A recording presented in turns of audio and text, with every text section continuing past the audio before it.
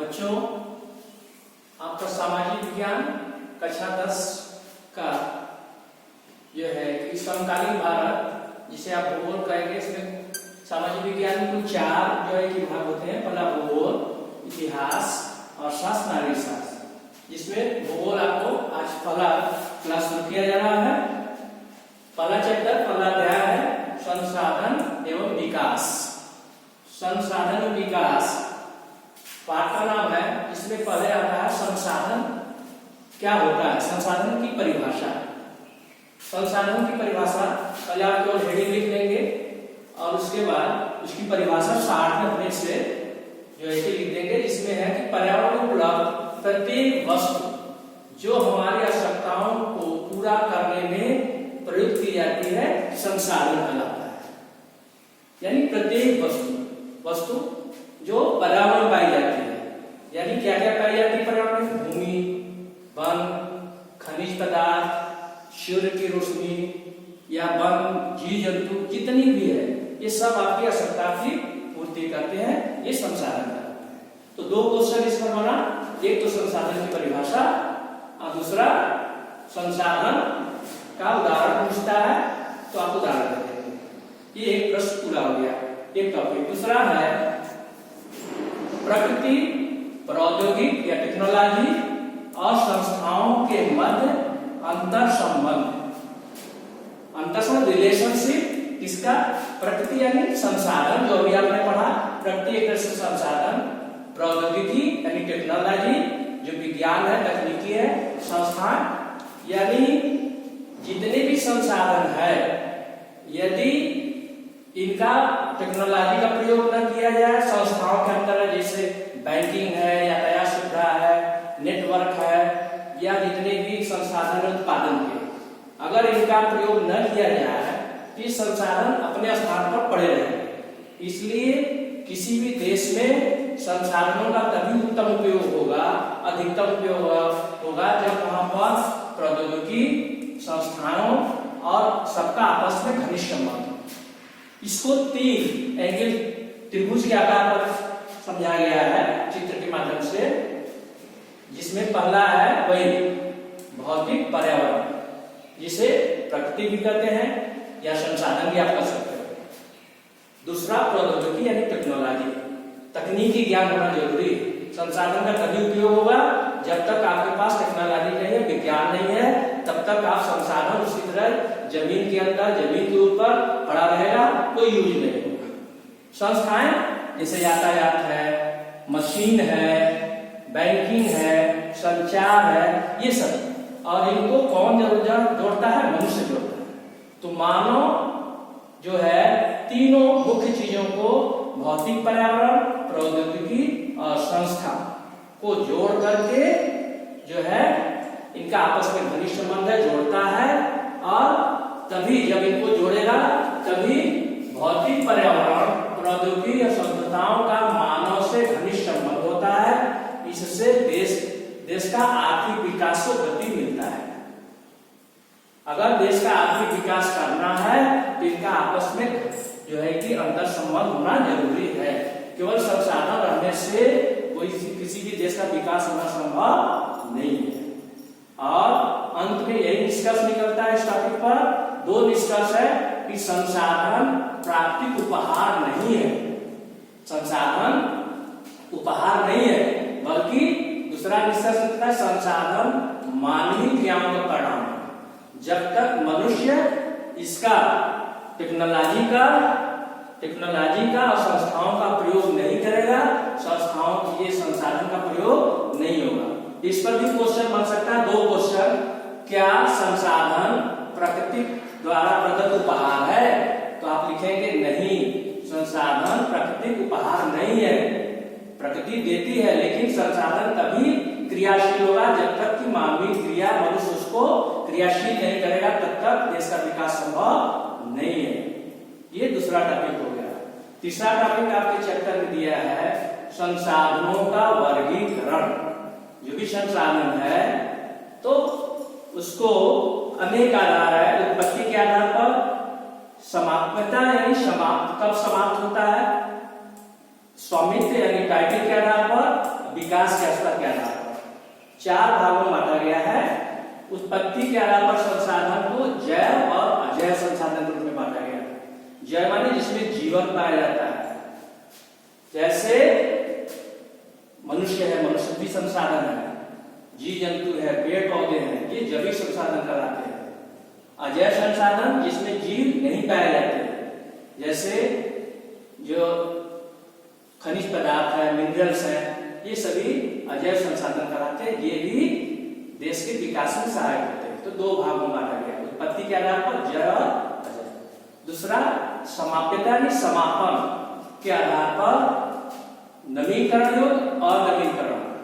नवीकरण जिसको पुनः बनाया जा सके, टेक्नोलॉजी का प्रयोग करके, रासायनिक क्रियाओं द्वारा पुनः उसको निर्माण किया जा सके, ऐसे संसाधन को नवीकरण योग्य संसाधन कहते हैं। जैसे जल है, या जो है धातु, कोई भी धातु ले लीजिए, तांबा है, लोहा है, उसको गलाया जा सकता है, फिर बनाया जा सकता है। और नवीनीकरण जिसको एक बार प्रयोग करने के बाद समाप्त हो जाता है। कोयला है, जैविक ईंधन है, पेट्रोलियम है, एक बार प्रयोग करने के बाद पुनः उसको यूज नहीं कर सकते, और नवीनीकरण को संसाधन। चौथा है, तीसरा है स्वामित्व के आधार पर संसाधन को 4 भागों में बांटा है। व्यक्तिगत संसाधन, स्वामित्व मालिक कौन है और नियंत्रण होता प्रबंधन। स्वामित्व प्रबंधन के आधार पर ऐसे संसाधन जिसका व्यक्तिगत में एक व्यक्ति मालिक होता है, उसे व्यक्तिगत संसाधन कहते हैं उसको। दूसरा सामुदायिक, सामुदायिक यानी जो पूरे समूह का होता है।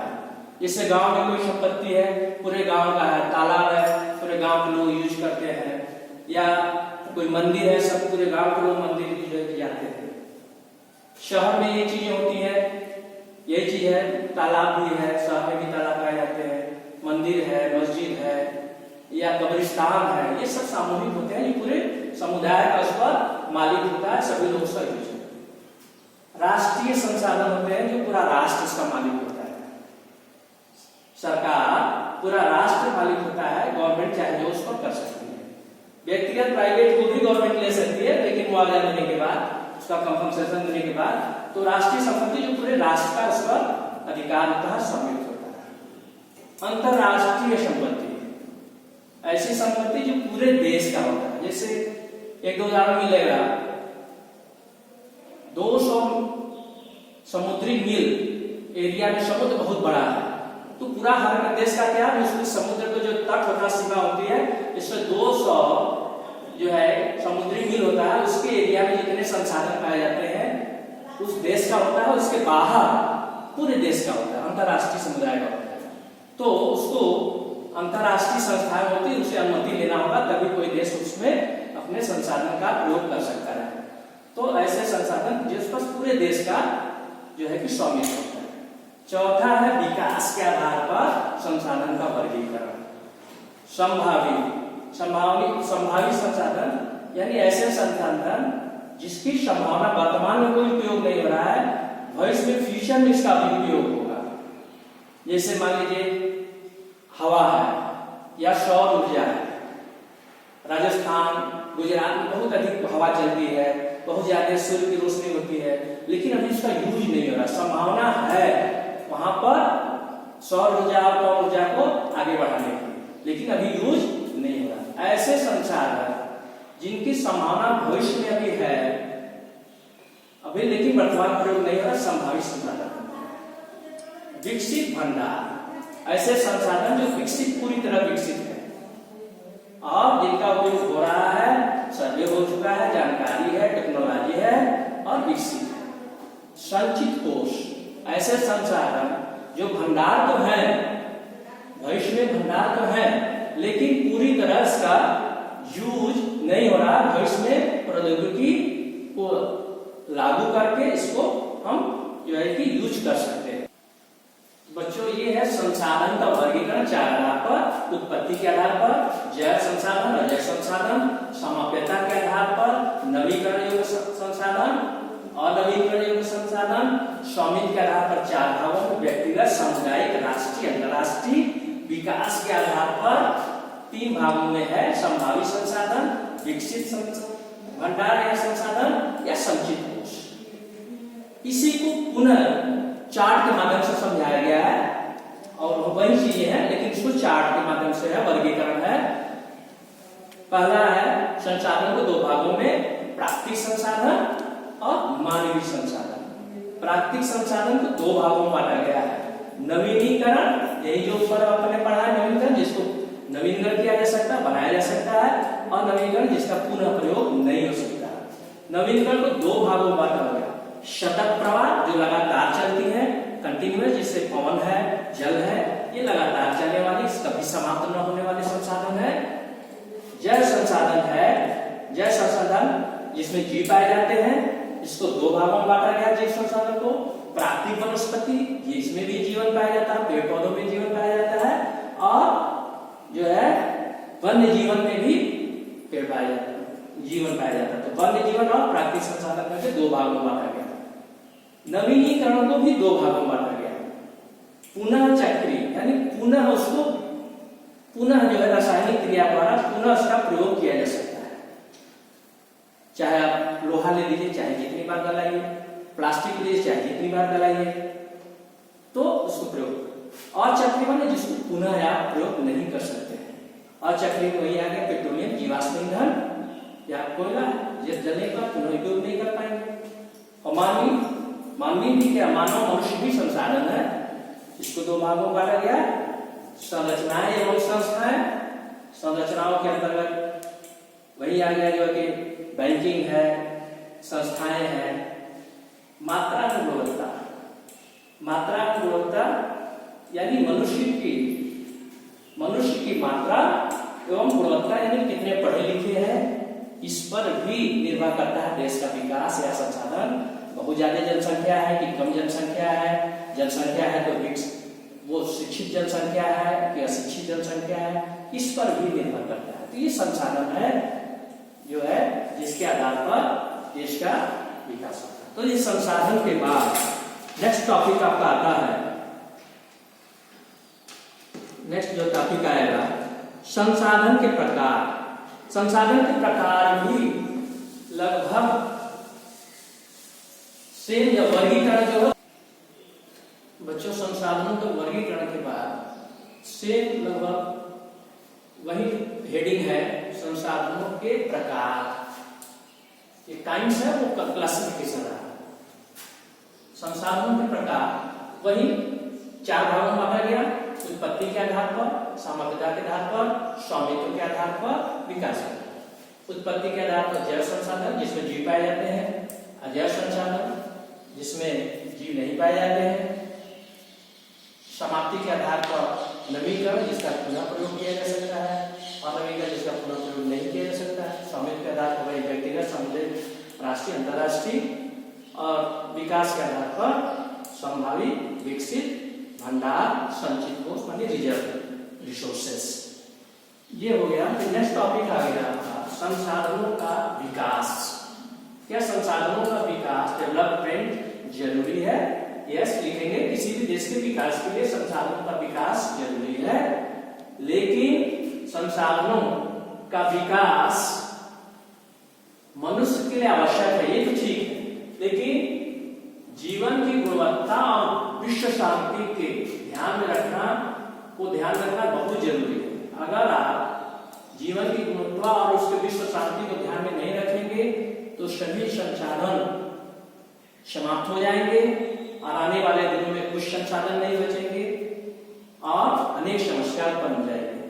कौन कौन सी समस्या उत्पन्न होगी? अगर संसाधनों का समुचित ढंग से ध्यान नहीं रखेंगे, नियोजन के आधार पर उसका उपयोग नहीं करेंगे, तो क्या क्या समस्या होगी? क्वेश्चन बनता है, संसाधनों का उपयोग बहुत अधिक उपयोग करने से क्या समस्या होगी? पहला है ह्रास, डिप्रिसिएशन होता है। ह्रास माने जो कि धीरे धीरे संसाधन समाप्त हो जाएंगे। दूसरा, संसाधन जो है बहुत का जो है कुछ लोगों को हाथ में चला जाता है और समाज का वर्गीकरण हो जाता है, जो जिससे समाज का वर्गीकरण, जिनके हाथ में संसाधन चले जाएगा वो अमीर हो जाएगा, जिनके हाथ में संसाधन नहीं होंगे वो गरीब हो जाएंगे। तो संसाधन के उपयोग से, बहुत अधिक उपयोग से कुछ लोग बहुत ज्यादा धनी हो जाएंगे, कुछ लोग बहुत ज्यादा गरीब हो जाएंगे और समाज, दो इसका मतलब यह हानि हो गया। तीसरा, भूमंडलीय तापमान में वृद्धि हो जाएगी। बहुत ज्यादा कोयले का या फैक्ट्री उद्योग धंधों का बहुत ज्यादा उपयोग होगा तो पृथ्वी का तापमान बढ़ जाएगा, जिससे और भी अनेक समस्या पैदा होगी। ओजोन क्षरण, लेयर होता है, ओजोन परत होती है जो सूर्य की रोशनी सीधे चली आ जाएगी और जो भी अल्फा बीटा गामा जो भी हानिकारक सूर्य की किरणें हैं ओजोन क्षरण के कारण सीधे पृथ्वी पर आएगी और तापमान में वृद्धि हो जाएगा, ये हमें हानि हो जाएगा। चौथा है पर्यावरण प्रदूषण। पर्यावरण प्रदूषण हो जाएगा, कार्बन डाइऑक्साइड बढ़ जाएगी, गर्मी बढ़ जाएगी। भूमि निकीकरण, बहुत ज्यादा विकास के कारण बहुत ज्यादा संसाधनों का विकास होगा, बहुत ज्यादा संसाधनों का दोहन करेंगे तो जो भी संसाधन है वह एकदम कम हो जाएंगे और निम्नीकरण माने उसका दूषित हो जाएगा, प्रदूषित हो जाएगा। ये संसाधनों के यूज करने से ये हानियां होंगी।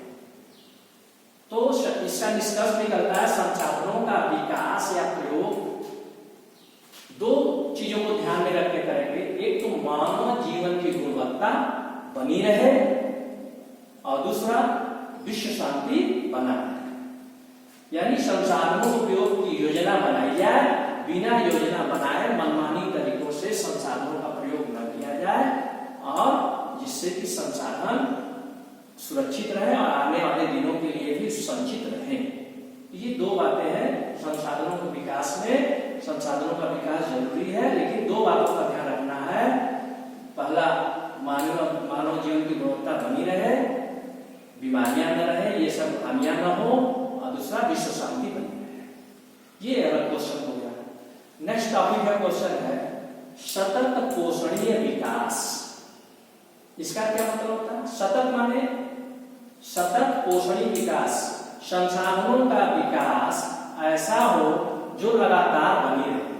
पहले आप परिभाषा लिखेंगे, सतत पोषणीय विकास से तात्पर्य पर्यावरण को बिना नुकसान पहुंचाए वर्तमान विकास की प्रक्रिया भविष्य की पीढ़ियों की अवहेलना न करे। ये दो बातें अगर रहेगा तो सतत पोषणीय विकास माना जाएगा। जितने भी संसाधन हैं इनका प्रयोग हम दो बातों को ध्यान में रख के करेंगे कि पर्यावरण को नुकसान न पहुंचाए, नंबर एक। नंबर दो, उतने ही संसाधन का प्रयोग करें जितना जरूरी है और आने वाले पीढ़ियों के लिए भी वह बची रहे। तब ऐसा कार्य करना सतत पोषणीय विकास कहलाएगा और आपका विकास लगातार चलता रहेगा और कभी नहीं रुकेगा। ठीक, नेक्स्ट अगले वीडियो में इसके बाद